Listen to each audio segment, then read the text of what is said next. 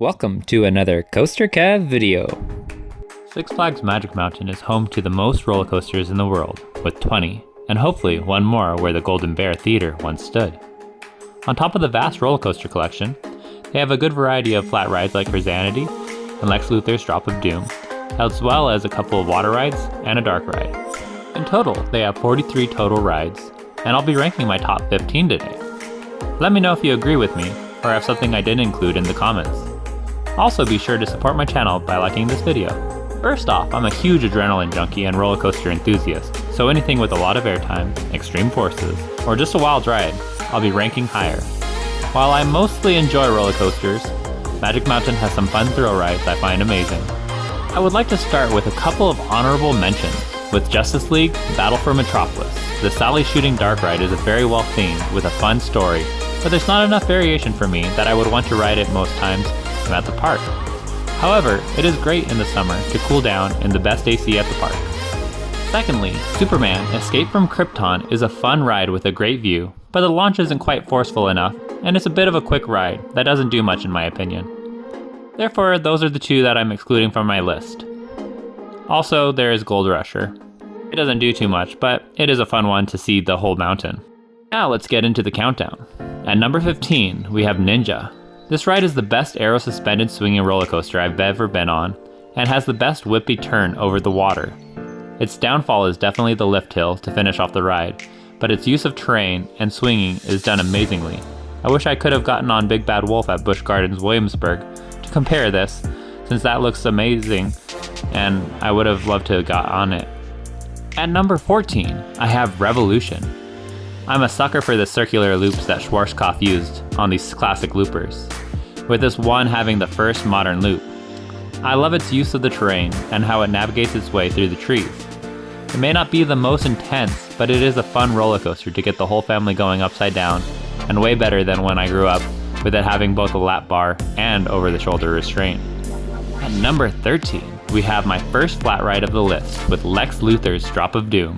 This Intamin drop tower is amazing with a 400-foot drop at 85 miles per hour.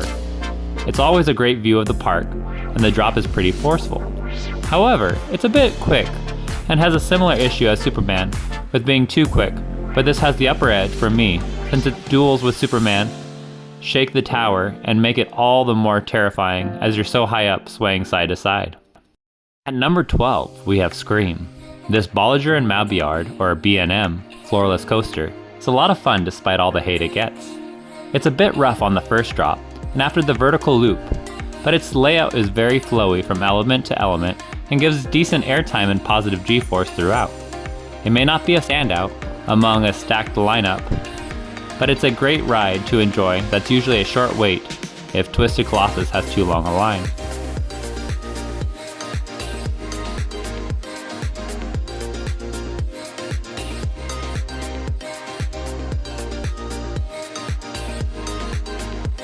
At number 11, we have Riddler's Revenge. This B&M stand-up roller coaster is another coaster that people like to hate on, since stand-ups can be very uncomfortable if you don't know how to ride them. If you give yourself enough space to have a slight bend in the knees, it's usually a great time, and is very forceful, and even fun when you lift your legs up in certain airtime moments, or at the top of the inversions.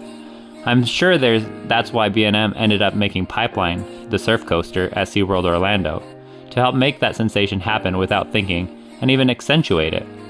Riddler's definitely isn't the best, but it's my favorite stand-up in the dying breed of older stand-ups. I hope to try out Pipeline in the near future. At number 10, we have Viper. This aero looper is beyond intense. However, its insanity always makes me laugh. It takes a special kind of rider, since the loop feels like you'll run into the loop with all the forces and speed you go into them, especially in the front row. It's also just a special ride since it's one of the last left. I may not be able to ride it too many times, but 5 was my record before getting a headache, but it's certainly rough, but an exciting and fun ride.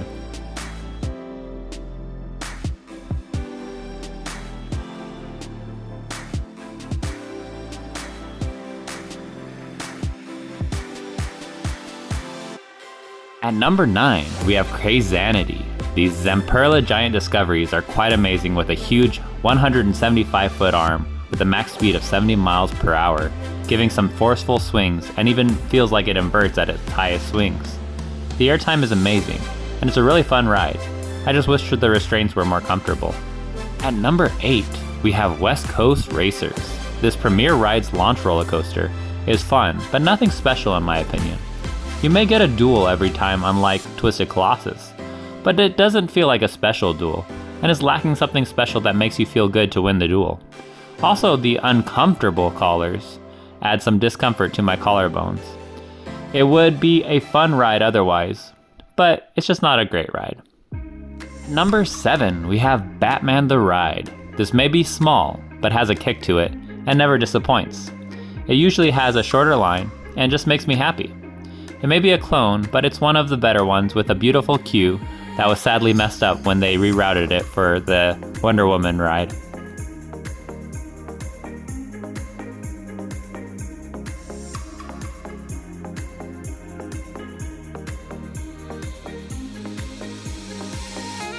At number 6, we have Apocalypse. This Great Coasters International wooden coaster is an awesome ride that has an amazing first half full of speed, airtime, and laterals, but it dies out near the end, so I can't rank it higher even though I like a good wooden roller coaster.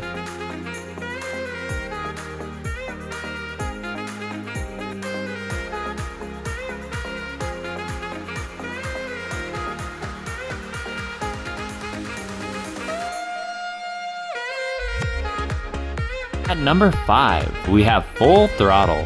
This ride has the best hang time in the park within the massive loop, and it's great that this opened before the comfort collars, since this would be sad with those on it. It's definitely a short ride, but the ejector going over the loop is amazing, even if I wish the layout would continue a little bit more after the drop into the brakes.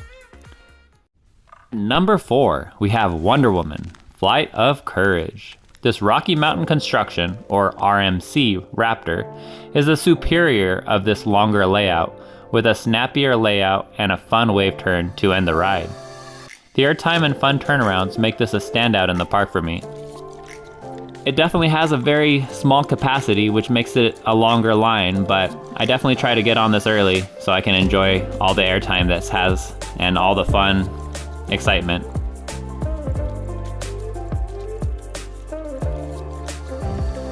Number 3, we have Tatsu. This B&M flying roller coaster is my favorite in the US, and its use of rolls and turns really gives you an amazing sense of flying before it goes into its pretzel roll that dives you toward the ground and flips you on your back for some crazy change of forces but exciting time. The layout is near perfect, but sometimes holds you on the brakes for too long, hanging like a piece of meat, and it's just uncomfortable. Other than that, great roller coaster.